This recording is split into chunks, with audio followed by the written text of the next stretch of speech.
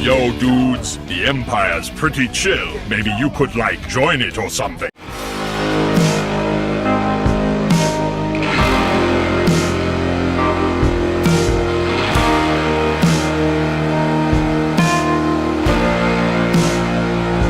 Hey everyone, Lucimus Prime here. So it is time for the next episode of Movie Didn't Need a Sequel, and today guys, I'm going to be covering probably another big example I can say of a movie that didn't need a sequel. And today guys, it's going to be for another sci-fi movie. And this sci-fi movie guys, is none other than a movie by one of my favourite directors, Guillermo del Toro. No, it's not Blade 2 because I've already covered that in the series. And this movie is none other than, of course, 2013's Pacific Rim. So yeah, now in my opinion guys, this is a very underrated sci-fi movie.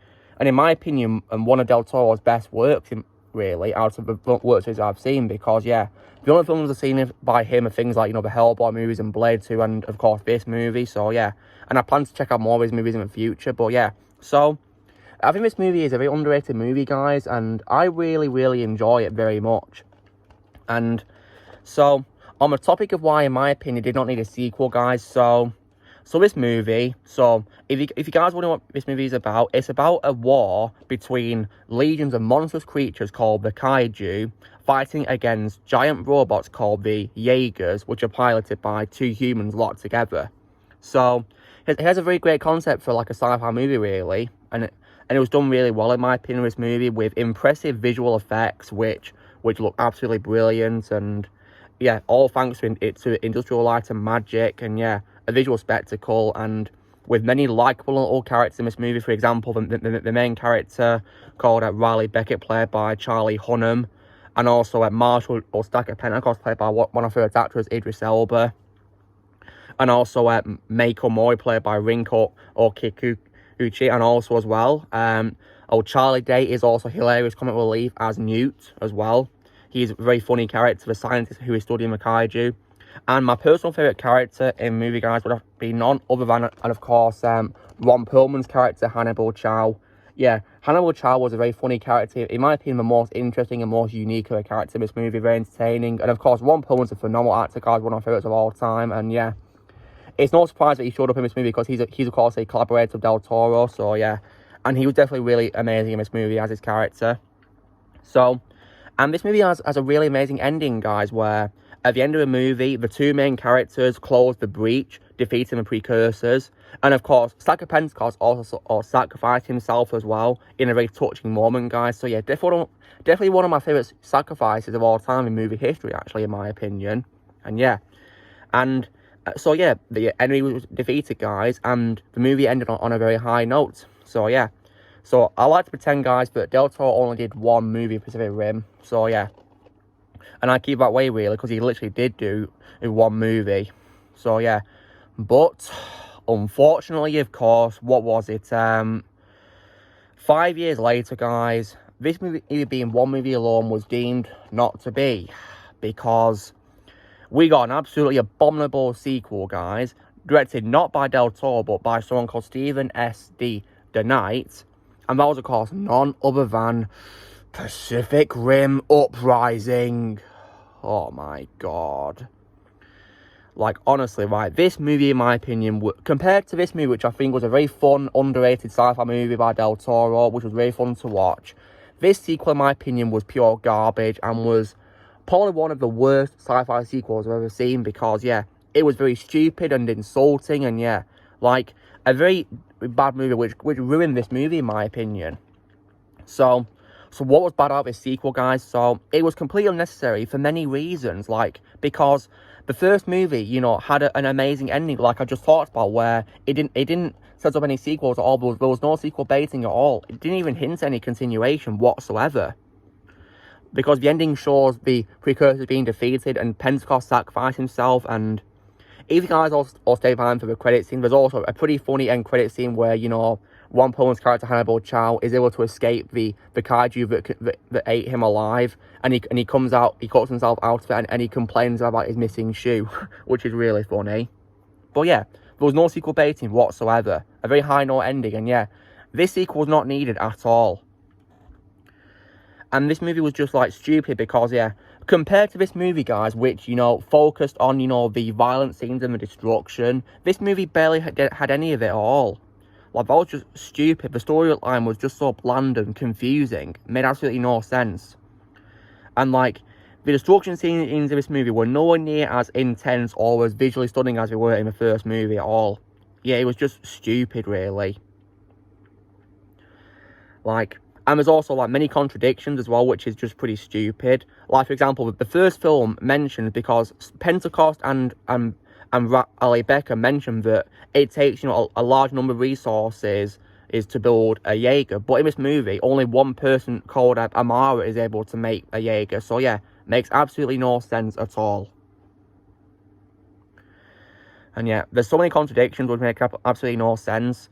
And this movie, guys, also makes the big mistake of, bringing back characters only to ruin them. I mean, it's already made the mistake of not bringing back some characters and making out they no longer is, for example, Riley Beckett, for some reason, is not in this movie, which is pretty stupid. Like, how dare you not bring him back, or at least, like, why couldn't you at least acknowledge his existence, for God's sake? It's just stupid. And also, Hannibal Chow also didn't come back either, which was disappointing as well, because he was, in my opinion, my favourite character in Pacific Rim. And so, worst media when it comes to those who return. So, only a fair few cast members return for a sequel, guys. And those are people like, Bern Gorman, Charlie Day, Rinko Ikuki. And yeah. Yeah, I think those are like all the ones I believe who reprised their roles, I think. There's probably some others too I do not know, and I don't really care, because yeah, this sequel was just awful. And what happened as well was, like, so when it comes to Charlie Day's character, Newt, they really ruined his character, guys, because in the first movie, he was hilarious comic relief, really fun to watch, whereas in this movie, guys, he somehow out of nowhere becomes a villain. So, like, that did not work for me at all. That was just incredibly stupid as hell. Made absolutely no sense whatsoever. Like, there was no, set up for this, no build-up or development at all. It came out of nowhere. And unfortunately, he didn't work as a villain for me, because I thought he was, like, over the top, really, the character when he was a villain. So that's why it doesn't work for me, how he turned from a comic relief into a villain. That did not work at all. So yeah, I like to pretend, guys, that Newt is only just comic relief. Newt, for me, is only comic relief, and that's it. And also, as well, the movie also brings back Mako, and also, what is stupid is they kill her off early into the movie. So, what an absolute waste. Like, what the hell was that for? What was the point of that? So, like, this movie, of course, follows the same stupid cliche which was coined by Alien 3, in which it kills off a beloved character early into a movie. So, like, it was one thing filmmakers need to learn from Alien 3 is, don't be Alien 3. So yeah, because, like, killing off a beloved character or fan favourite character early into the movie, in my opinion, is the worst cliche ever. So yeah, exactly. Like, I don't know why they had to kill her off like that. That was just so stupid. And yeah, this movie was also really, really boring as well. And yeah, goodness me. Like, and the movie was like had far too many stories which were hard to get through, like 12 subplots pretty much. Yeah, absolutely ridiculous. So yeah, this movie was just utter crap. And yeah, like, and also, guys, what those bad qualities I mentioned, like Newt being the villain, and also and also Mako being killed off, and stuff like that. Well, apparently those were, like, rejected ideas from Del Toro, which he decided not to include in the first movie. Rightfully so. And yeah. And this movie, of course, made a mistake of including them. And yeah. And I feel bad for the cast, really, because, you've got good actors in this movie whose talents are unfortunately wasted. For example, John Boyega plays the main character, who is, of course, the son of Stacker, Jake Pentecost. And while he was more tolerable in this movie than as Finn in the Disney Wars sequel Trashology, still, I feel his character was underdeveloped. But yeah, John did the best he could, in my opinion. I feel bad for him. I like him far more in the movie called Detroit, guys. I think he's way better in Detroit, actually. So yeah, like, honestly, like, screw this movie all the way, guys. It's very similar, in my opinion, to Independence Day Resurgence, which I've already ranted about in this series. Because both Uprising and Resurgence are both examples of unnecessary cash grab sci-fi sequels which ruined the ending of the first movie. The only difference is this movie was 5 years after the first movie, whereas Resurgence was 20 years. So, yeah. Like, honestly, right, you know, this sequel, in my opinion, was utter trash, guys.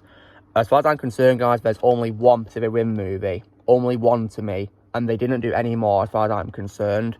And thank God they didn't do a third movie. Thank God for that, because it would have probably been much worse, maybe. Much worse.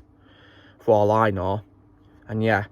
So, yeah, as far as I'm concerned, guys, I like to pretend there's only the one Pacific Rim movie. And when it comes to what I own, you know, when it comes to watching the films, guys, thankfully I didn't waste my money on the sequel, because I watched both the films via Netflix, guys, you know, streaming services, and, you know, and while I, of course, had a really fun time watching this movie, I absolutely hated the sequel, Uprising. So, yeah, that's why I only own the first movie, guys. I got it on Blu-ray, and I refuse to buy a sequel. I'm not buying that. Hell no.